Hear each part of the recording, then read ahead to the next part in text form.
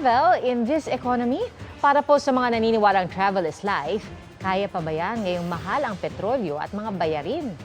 Pinusuhan po yan sa pagtuto ni Dano Tingkungko. Bakasyon season na.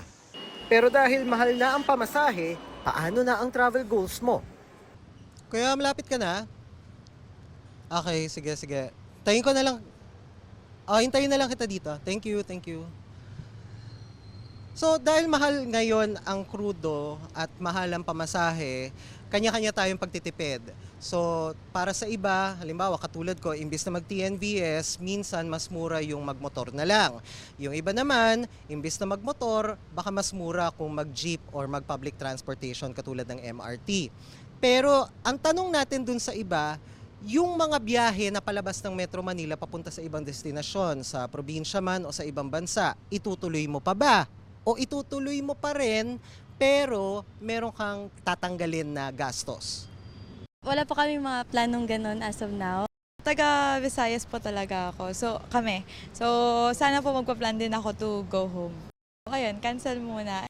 And then, doon na lang po uwi. Sa pinaka-importanting celebration na lang siguro, ganun, like Christmas or New Year.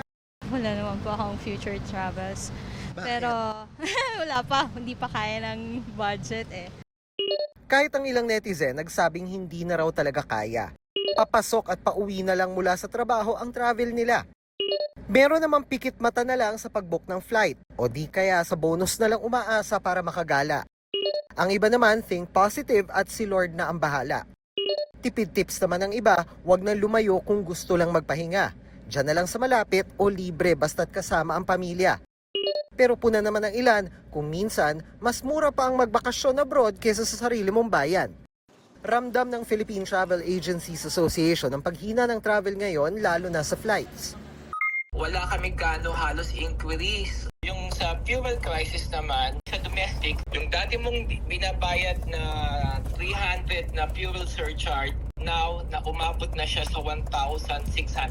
International destinations naman, almost 16,000 pesos sa fuel surcharge pa lang.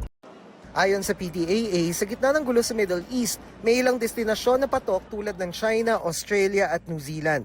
Pero hindi pa rin kampante ang PTAA.